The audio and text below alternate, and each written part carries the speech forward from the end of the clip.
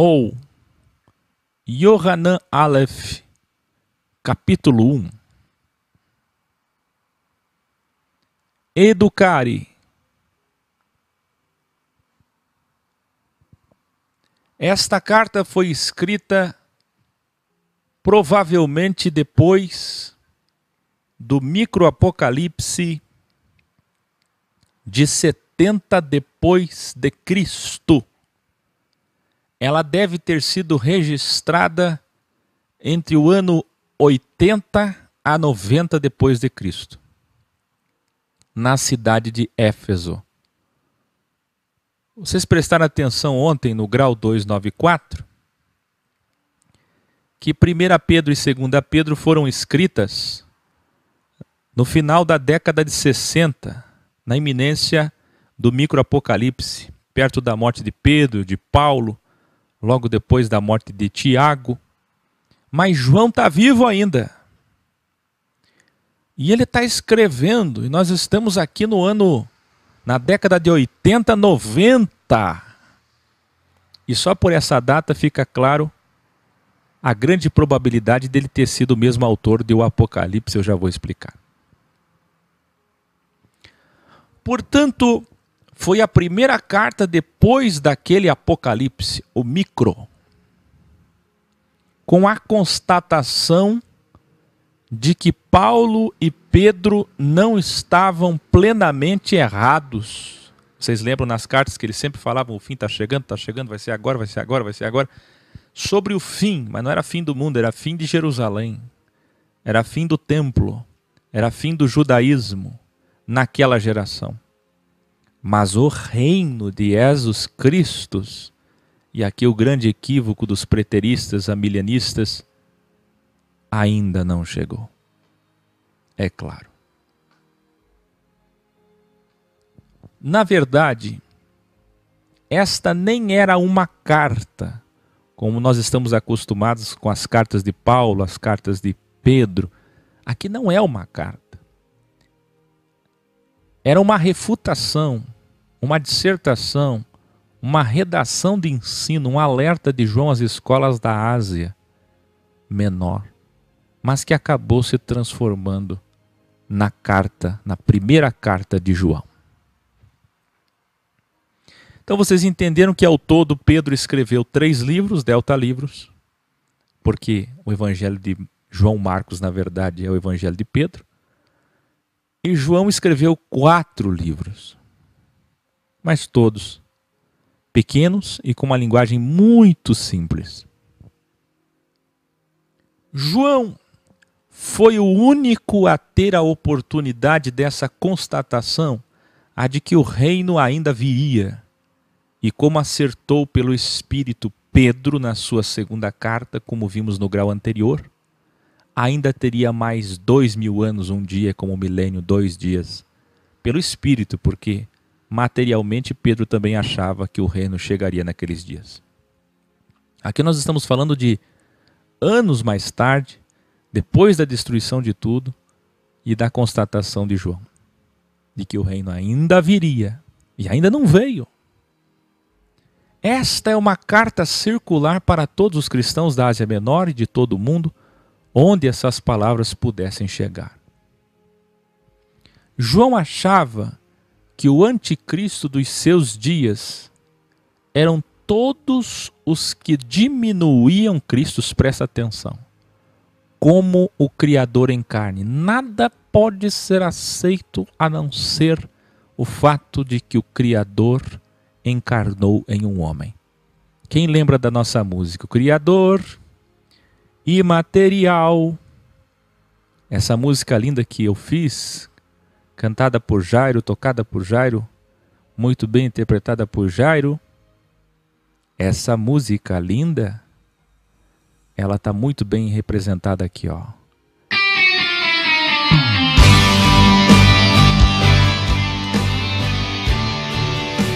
Você pode cantar aí?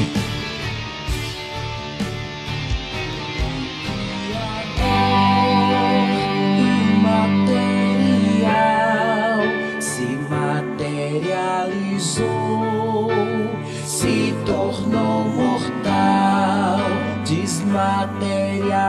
enraizou e habitou em nós.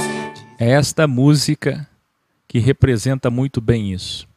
Que mais tarde, por causa da Trindade, para agradar os pagãos, dogma criado por Constantino, no advento da Igreja Católica, passou a ser a inefável, inerrável, infalível, indiscutível temática de divindade da Igreja. Olha que triste.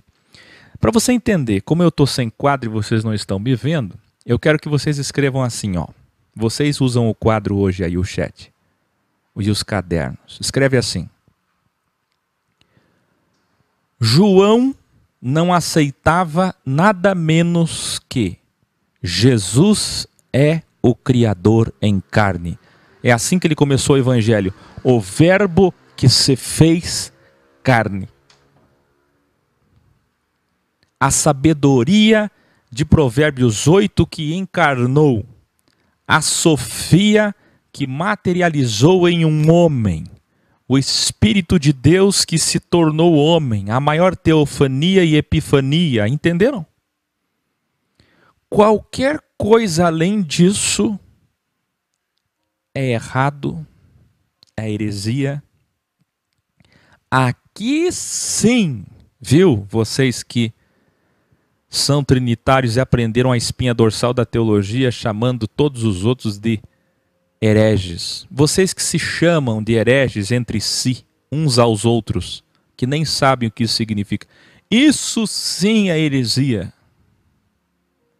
Para João, aquele que não aceita Jesus como Criador é herege. Entenderam isso? Agora escreva assim para entender. Hoje, e depois do século IV, desde Constantino, quem não aceita a Santíssima Trindade, um só Deus subsistente em três pessoas distintas, a saber, o Pai, o Filho e o Espírito Santo, esse é anátema, esse é apóstata, esse é herege. Entenderam? Olha o que transformaram. Transformaram Jesus em segunda pessoa da Trindade e ainda dizem que isso é indiscutível.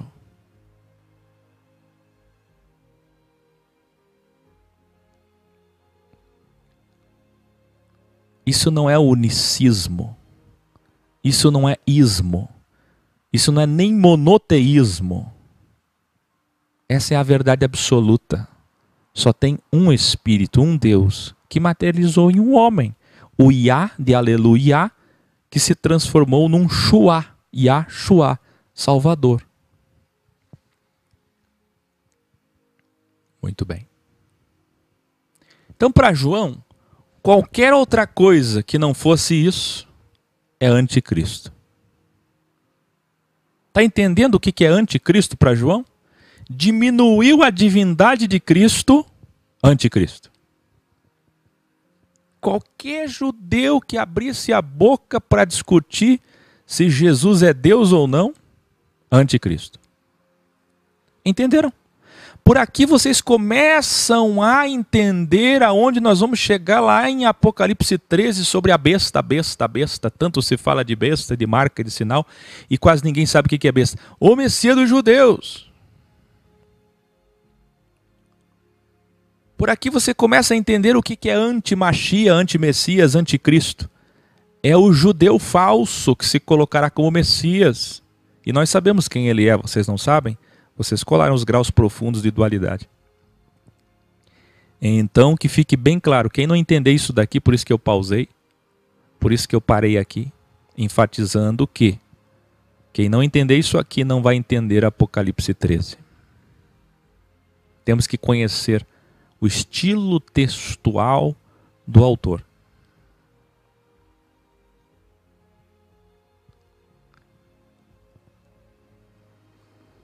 Existiam várias correntes teológicas que diminuíam Cristo, como fazem hoje os trinitários, dizendo que ele é só o segundo Deus ou segunda pessoa da Trindade, que ele é o Filho.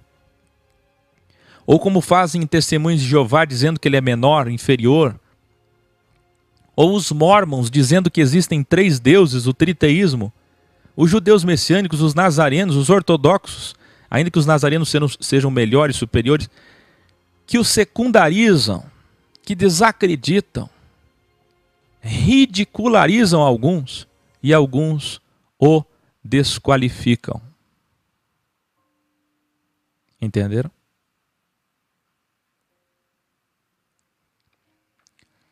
Naqueles dias não era diferente.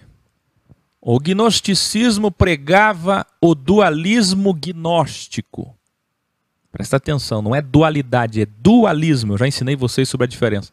Onde se negava a possibilidade de Deus, que é espírito, ter se tornado homem material ou ter encarnado em um homem. Então existia uma corrente filosófica, teológica, gnóstica, que inferiorizava Jesus Cristo. Naqueles dias também existia outra corrente teológica, filosófica, chamada docetismo, que acreditavam numa encarnação de aparência, mas não uma realidade concreta. Já Cerinto afirmava que a encarnação foi temporária, que o Espírito encarnou no homem Jesus desde o batismo até a crucificação, 3 anos e meio, e que antes não tinha encarne. Então muitas são as probabilidades sempre de interpretação, e todos os que são egóicos, egoístas, ousam fazer suas interpretações de coisas sagradas. E aqui sim cabe o termo sagrado. Coisas que são pétreas, que não se mexem, que ninguém tem poder de mudar. Tudo isso foi refutado por João, como fazemos hoje na Filosofia Ex. Não há nenhuma prova e certeza de que o mesmo João, mestre enviado, apóstolo, tenha escrito os 4 livros com o seu nome. É uma grande discussão até hoje. Mas este é o mais provável, que ele escreveu os 4 livros. 1 João, 2 João, 3 João e Evangelho de João. Por que é o mais provável? Pela questão da coerência do estilo textual. O filho de Zebedeu, que escreveu sua versão sobre o mestre Jesus, era o discípulo que Jesus amava. Vocês lembram? Delta discípulos, um dos mais próximos de Cristo. A tradição presente nos primeiros escritores cristãos, Clemente de Alexandria, Orígenes, Vitorino de Petal, Eusébio de Cesareia, diz que João foi expulso e exilado em Pátimos, mas antes de morrer esteve em Éfeso, inclusive foi sepultado depois em Éfeso novamente.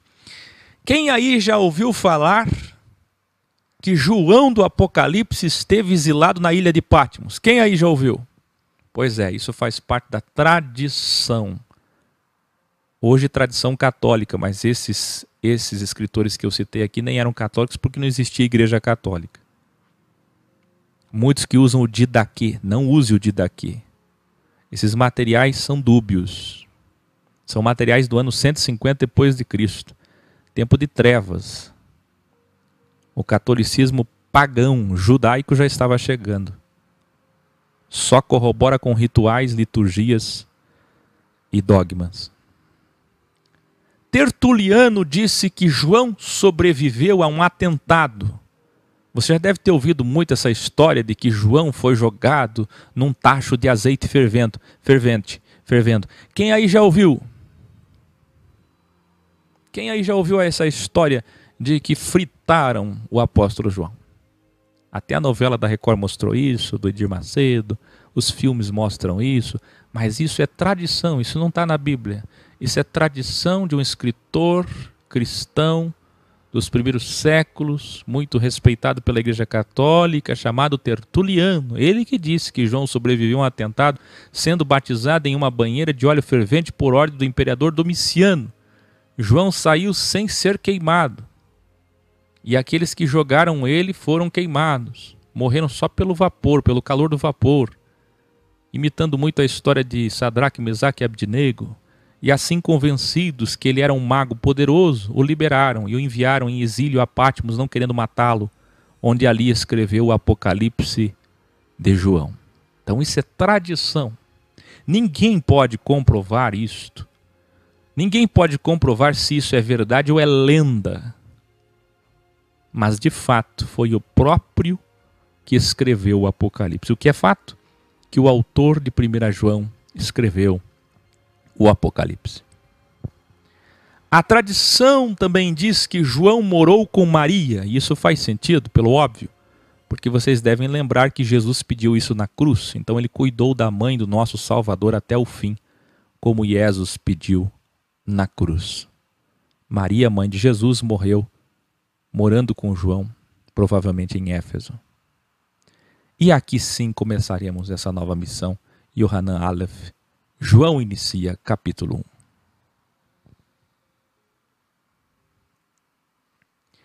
Aquele que sempre existiu, veja que de fato a autoria é a mesma do Evangelho de João, porque o capítulo 1 de Yohanan começa exatamente assim, vocês devem lembrar.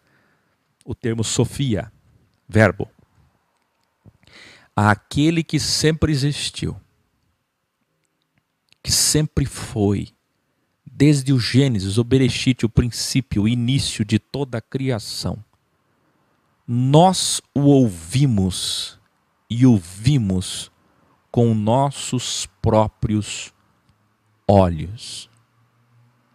Nós apalpamos com nossas mãos. Nós testemunhamos seu poder.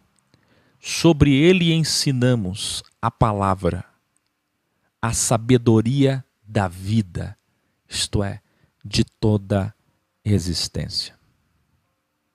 Esta vida, Gematria 18, se manifestou em um homem. Olha que lindo. Por isso ensinamos e anunciamos a vida eterna. Porque Jesus é a vida. Você lembra do delta? Caminho, verdade e vida? Jesus é a existência. Jesus é o Dalet. Jesus é a vida. E só Ele, portanto, pode dar vida além daqui, se Ele é a existência. Depois que acabar a temporalidade, a matéria, que extinguir a matéria, que estava na imatéria como Criador, é isso que significa Pai, o título, metáfora Pai, e se manifestou em matéria como homem, que é isso que significa Filis, Filho. Nós ensinamos o que testemunhamos para que vocês possam participar dessa verdade. Escrevemos essas coisas para nossa evolução e satisfação plena, alegria. A mensagem que dele ouvimos e transmitimos a vocês é esta. 2 pontos. E aqui vem o título do grau de hoje 295. Vocês prestaram atenção o que é que está no título? Deus é luz. Nele não habita trevas, então cuidado com o Áquio. Não é assim? Então cuidado com as heresias da dualidade, desses satanistas por aí, desses hereges apóstatas e tudo mais, que eles nos chamam, que pregam dualidade. Prestem atenção. A mensagem que dele ouvimos e transmitimos a vocês é esta, e daqui eles isolam textos. Eles isolam textos da Bíblia e dizem assim: no Criador só tem luz, não tem trevas. Ou tem trevas ou tem luz. Que comunhão há a luz com trevas ou o Senhor com Belial? Vamos lá. A essência, claro que essa passagem de Belial é a outra que nós já refutamos. Mas vamos aqui. A essência do Criador é luz. Olha o original. Na essência do Criador não existem trevas. Não tem espaço para trevas. Para as trevas. Ou é luz, ou são as trevas. Compreenderam? Revelare.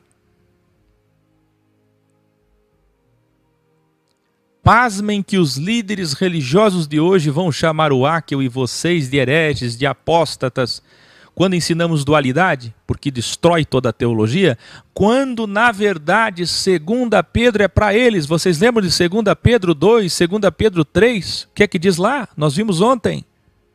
Aqueles que descontextualizam textos, aqueles que interpretam a Bíblia pessoalmente, individualmente, aqueles que torcem os textos para a própria condenação. Vocês lembram de ontem?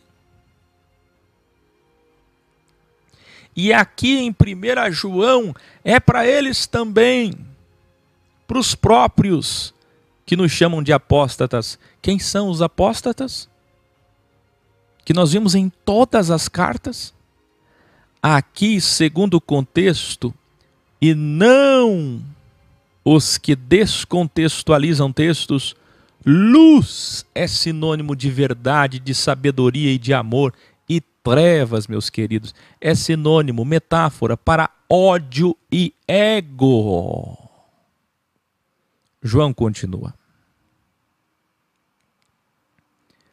Então ele não está falando de trevas. Nós vamos ver no contexto que ele está falando de amor e ódio.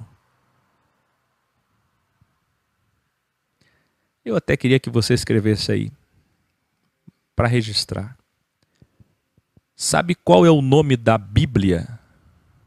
Porque Bíblia é um termo dado pelos homens posteriormente para indicar uma biblioteca, uma junção de livros, biblos.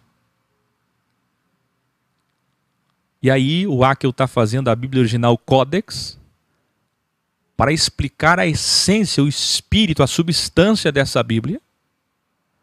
Muito bem. Mas você sabe qual é o nome real da Bíblia? Jesus deu um nome para ela, e naquela época ela se chamava Torá, Tanar. Você sabe qual é o nome que Deus deu? Avá? Emuná? Quem lembra?